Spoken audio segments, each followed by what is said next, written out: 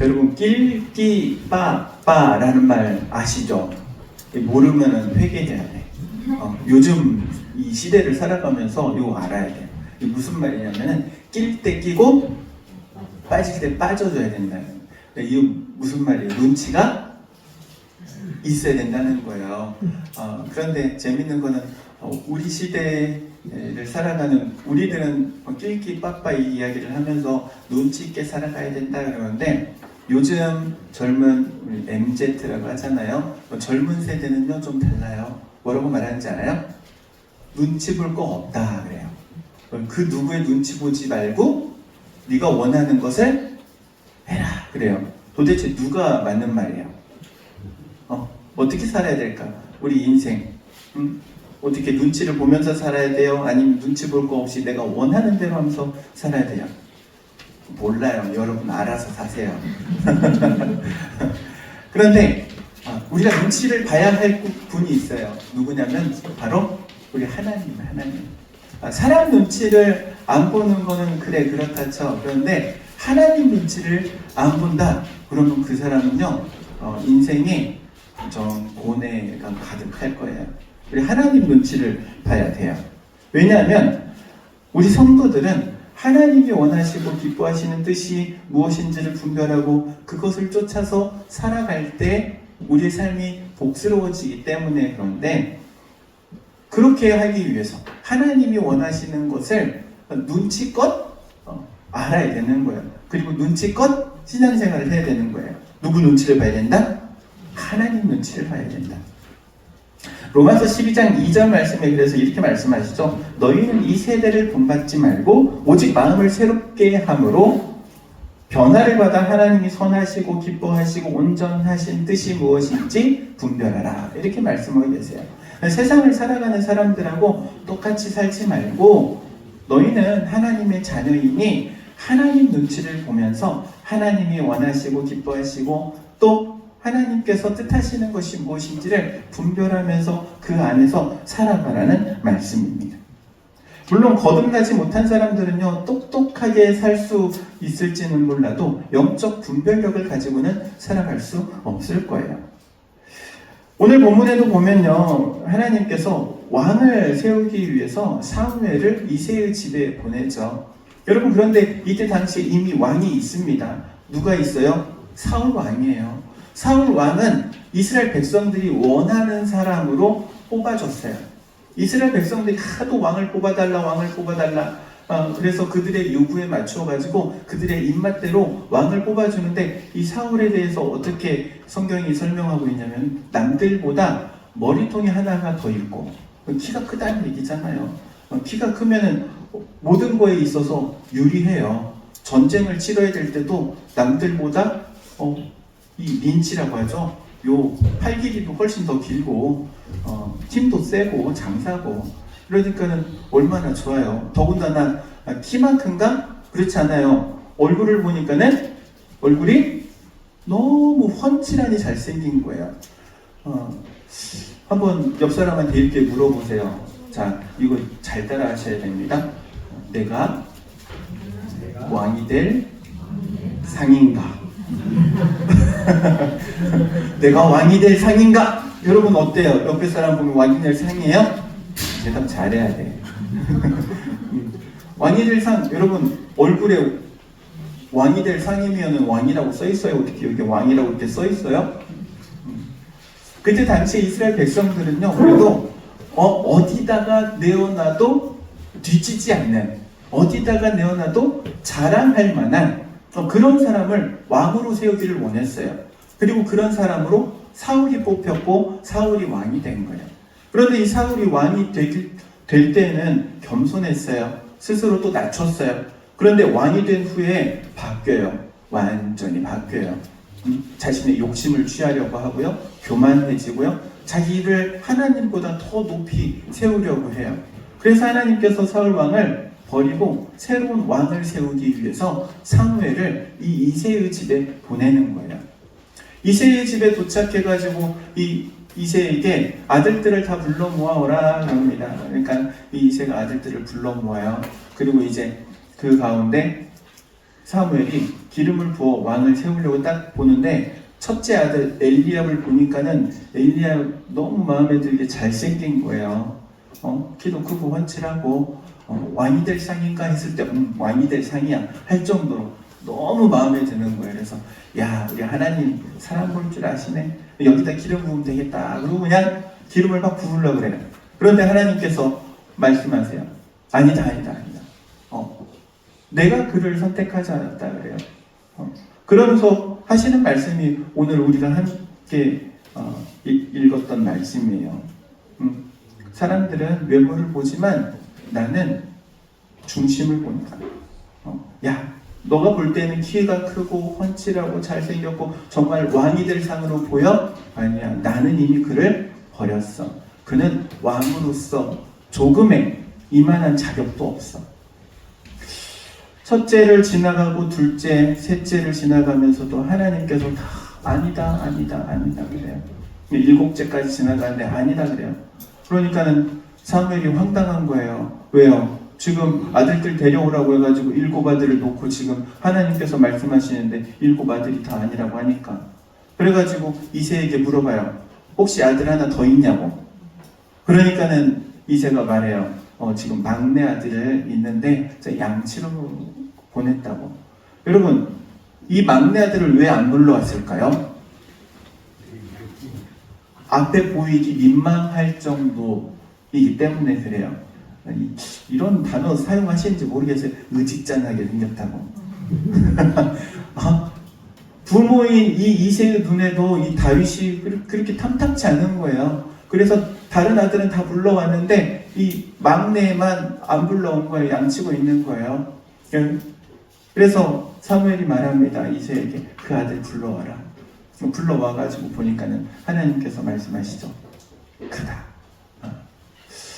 하나님께서 다윗을 마음에 들어 하시고 다윗의 머리에 기름을 부어 왕으로 세우게 되는 거예요. 세상 사람들은요, 겉모습을 보고 판단합니다. 겉모습을 보고 판단해요. 그 사람 속에 있는 것은요, 쉽게 볼 수 없기 때문에 그래요. 10길 물속은 알아도 한 길 사람 속은 모르잖아요. 그 사람을 경험하고 여러 가지 경험을 통해서 겨우 그 사람이 어떤 사람인지 알 수 있잖아요. 여러분, 서양에서는 바보의 금이라는 광석으로 불리는 게 있어요. 황철석인데 이게 생긴 게 꼭 금같이 생겼어요. 금처럼 반짝반짝 빛이 난대요. 그런데 쓸모없는 돌이래요. 금이랑 비슷하게는 생겼지만, 금은 귀금속이지만 이 황철석은 전혀 어디에도 쓸모가 없는 돌멩이. 겉으로 볼 때는 근데 근사하거든요. 겉으로 볼 때는. 뭐 영화 같은 데 보면은 이렇게 금을 발견하면은 깨물어 보거나 혹은 막 긁잖아요. 그 이유가 이 황철석 때문에 그런 거예요. 황철석하고 경도가 다르기 때문에 이걸 긁어가지고 이게 황철석인지 금인지 확인을 하는 거예요. 깨물어보고 긁어보고. 그래서 이게 안 부서지면 금인 거예요. 화려한 이력서를 가지고 그 사람을 판단할 수 없어요. 여러분, 요즘 이렇게 취업을 준비하는 젊은 세대들 이력서를 보면 얼마나 화려한지 몰라요. 우리가 그러한 이력서를 쓰려면 따라갈 수 없을 정도예요. 토익 몇 점에, 학교 졸업할 때 최종 학점에, 그리고 봉사활동 점수에 이것저것 갖춘 요소들이 외국 나가가지고 또 영어도 습득해서 어느 정도 회화가 되는지부터 해가지고 막 이력을 보면 얼마나 화려해요. 여러분, 그런데 그 화려한 이력으로 그 사람을 알 수 없는 거예요. 실제로 조직에서 회사에 들어가가지고 정말 요구되는 거는 그 사람의 인성 혹은 그 사람의 성격, 가치관. 그런데 그런 것들은 이력서에 나타나지 않거든요. 사람들은 화려한 이력만 보고 뽑았다가 나중에 아이고 잘못 뽑았다. 그렇게 후회하는 경우들이 많거든요. 이런 사람들을 가리켜서 빛 좋은 개살구라고 하죠. 속빈 강정과도 같은 거예요. 겉은 그럴싸해요. 그 안에 내실이 갖춰져 있지 않으면 도무지 쓸모없는 사람이 되는 거예요. 그렇다고 해서 겉사람이 잘생긴 사람을 하나님이 미워하신다? 또 그건 아니에요. 하나님께서는 겉모습보다 무엇을? 중심을, 겉모습이 필요 없다는 이야기가 아니라 중심이 더 무게 있게 보신다는 이야기인 거죠.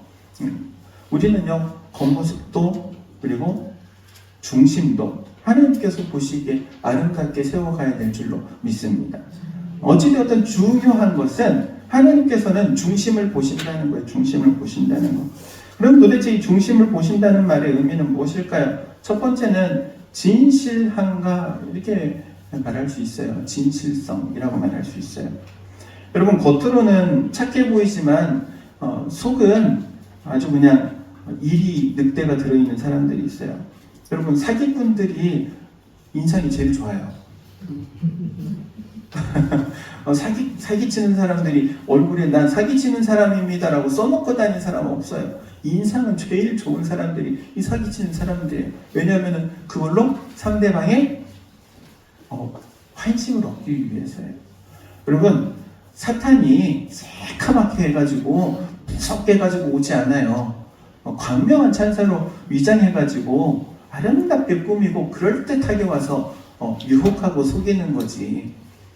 겉모습에 속으면 안 되는 거예요. 겉모습에. 여러분 다윗은요 진실한 사람에서 진실한 사람. 부모의 눈에 볼 때 별로 탐탁지 않아가지고 왕을 세우는 자리에 불러오지도 않았어요. 그런데 이 다윗 어떻습니까? 자신이 있는 그 자리를 지키고 있는 거예요. 지금 양치라는 인물을 맡아서 지금 양을 치는 거예요.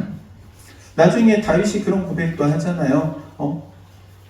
이 사나운 짐승들, 곰이나 사자가 와가지고 양을 물어가면 내가 그 양을 도로 찾아오기까지 했다. 곰하고 사자하고 싸우기까지 했다는 거예요. 그 얼마나 성실하고 진실하고 충성스럽습니까? 다윗이 보여주는 모습인 거예요. 그런데 이것을 알아요, 몰라요? 모르는 거예요. 왜? 자랑하지 않기 때문에. 부모님한테 제가 이번에 사자한테 뺏긴 양을 다시 찾아오면서 사자의 딱밤을 한 2대 정도 때렸습니다. 이렇게 자랑하지 않는 거예요. 그냥 양을 잘 치고 있습니다. 부모님 걱정할까봐. 그렇지 않겠어요? 사자가 물어갔는데 그 사자를 내가 싸워가지고 데리고 왔다 그러면 그 칭찬할 부모가 어디 있어요? 여러분 같으면 칭찬하시겠어요? 야 위험한데 그걸 뭘 그것까지 쫓아가서 찾아오려고 그래. 그냥 그런갑다 하고 있는 양들이나 잘 챙겨서 데려오지. 너 몸 상해. 걱정하지 않겠냐고요 부모가. 근데 그 부모에게 그런 말 한마디 하지 않는 거예요. 그리고 자신이 있는 그 자리를 충성스럽게 지키고 있는 거예요. 진실하게. 하나님께서는 우리의 진실한 모습을 보시는 줄로 믿습니다. 뿐만 아니라 하나님께서는요 그 사람의 숨은 동기도 보시는 거예요. 숨은 동기. 사람들은 결과를 보잖아요. 결과 어떤지 마지막 그 사람이 행동을 하면 그 행동만 보잖아요. 그 행동 이면에 숨어있는 그 숨어있는 동기는 보지 않지만 우리 하나님께서는 그 숨어있는 동기까지 살펴보십니다. 예수님께서는 그래서 그런 가르침을 주십니다. 뭐라고 말씀하시냐면은 야 너희 구제할 때 나팔 불지 말고 너희들 기도할 때 사거리에서 기도하지 마. 사람들은 자기를 드러내 보이기 위해서 자랑하기 위해서 있는 척 보이기 위해서 사거리에서 기도하고 사람들 보이는 데에서 나팔을 불며 구제하지만 그거 아니야. 사람에 보이려고 하지 마. 사람에게 보이려고 하는 거 이미 다 그거는 그것으로 끝난 거야. 여러분 가르치시잖아요. 그러면서 어떻게 하라고 말씀하십니까? 구제할 때는 오히려 남들 모르게 왼손이 하는 거 오른손이 할 수 없도록. 기도할 때 어떻게 기도하라고 그래요? 골방에 들어가서 문을 닫고 기도하라고 했잖아요. 하나님이 보시는, 그러니까 우리의 어떤 행동에 숨어있는 동기가 과연 무엇이냐, 그 숨어있는 동기가 사람에게 보이고자 하는 거냐, 이거는 외식이 되는 거예요. 그런데 오직 하나님 바라보는 것, 하나님께서 그걸 원하신 줄로 믿습니다. 구약 성경은요, 외형적이라고 말할 수 있어요. 외적이에요. 그래서 살인하지 말라 했을 때 살인을 안 하면 그 6번째 계명을 범하지 않게 되는 거예요. 간음하지 말라 했을 때 간음하지 않으면 그 7계를 범하지 않는 거예요. 그런데 예수님께서 뭐라고 말씀하십니까? 형제를 보고 미워하는 자마다 이미 마음에 뭐 했다고요? 살인했다는 거예요. 지금 뭐를 보시는 거예요? 그 사람의 마음, 동기를 보시는 거예요. 사랑하는 성도 여러분, 하나님께서 이 마음의 동기를 보시는 줄로 믿으시기 바랍니다. 그래서 여러분이 무엇을 하든지 그 숨어있는 동기가 선하기를 주의 이름으로 축원드립니다. 그리고 마지막으로는요, 하나님께서 보이지 않는 믿음을 더 귀하게 보신다는 거예요. 보이지 않는 믿음. 여러분, 보이지 않는 영적인 믿음, 이것은요 오직 하나님만 아시는 겁니다. 하나님만 보시는 거예요. 그런데 이 영적인 믿음이 있는 사람들 특징이 있어요. 아무리 내 앞에 거대한 파도가 지금 나를 삼키려고 하는 것 같아, 내 삶이 위태로운 상황 가운데 있는 것 같아, 그럴지라도 그 현상을 바라보는 것이 아니라 그 뒤에 계시는 하나님의 손길을 바라보는 것, 이게 믿음인 거예요. 여러분, 여호수아와 갈렙이 가나안 땅을 돌아보면서 뭐라고 말합니까? 나머지 10명의 정탐꾼은 거인이 사는 곳이고 그곳에 들어가면 우리는 전부 다 죽임을 당할 것이고 전쟁해봐야 우리는 다 패배하고 우리 자녀들은 잡혀가지고 노예살이할 것이다. 하지만 이 갈렙과 여호수아의 눈에는 뭐가 보여요? 약속의 땅이 보이는 거예요. 우리가 들어가 누리게 될 그 땅이 보이는 거예요. 그 이유가 어디에 있어요? 하나님이 우리와 함께 하시기 때문에. 여러분, 똑같은 가나안 땅을 보는데 10명의 정탐꾼 눈에는 하나님이 보이지 않는 거예요. 거인만 보이는 거예요. 여호수아 갈렙의 눈에는 무엇이 보이는 거예요? 하나님이 보이는 거예요. 거인이 눈에 들어오지 않아요. 더 크신 하나님이 계시기 때문에. 그럼 하나님을 굳게 의지하면 하나님의 능력 앞에는 곰이나 사자나 다 똑같이 개구리 같은 거예요. 탁 치면 한 방에 뻗어. 왜? 하나님이 함께 하시니까. 할렐루야? 곧불 감기나 암덩어리나 하나님이 함께 하시면 아무것도 아닌 거예요. 할렐루야? 하나님이 함께 하시면은 지금 내 눈에 커 보이는 그 문제보다 하나님이 더 크다는 사실, 이것을 기억해야 될 줄로 믿습니다. 영적인 믿음이 바로 그런 믿음인 거예요. 지금 내가 처해 있는 현상에, 상황에 넘어지지 않고 버티는 거예요. 버텨내는 거예요. 왜 버틸 수 있는 힘이 어디에 있는가? 하나님께 있는 거예요. 내가 건강해서도 아니고, 내게 돈이 많아서도 아니고, 내게 좋은 연줄이 빽이 있어서가 아니고, 하나님이 계시기 때문에 내가 결국엔 이 또한 이겨낸다라는 믿음을 갖고 있는 거예요. 사랑하는 성도 여러분, 이러한 영적인 믿음을 소유할 수 있기를 주 이름으로 축원드립니다. 오늘 하나님께서는 말씀하십니다. 사람은 외모를 보지만 나는 중심을 본다. 여러분의 중심을 하나님께 내어드렸을 때 과연 하나님께서는 어떻게 보실까요? 하나님의 저울추 위에 달아놓았을 때 그 무게가 어디로 기울어질까요? 여러분의 마음의 중심이 하나님의 저울추를 움직일 수 있기를 주의 이름으로 축원드립니다. 기도하도록 하겠습니다. 사랑과 은혜가 충만하신 하나님, 사람들은 외모를 보지만, 조건을 보지만, 그러나 우리 하나님은 그 마음의 중심을 보시는 줄로 일단 말씀을 통하여 배웁니다.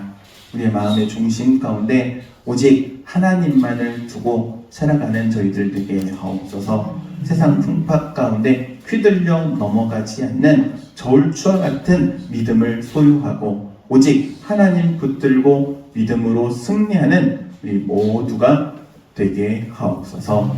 예수님의 이름으로 기도하옵나이다.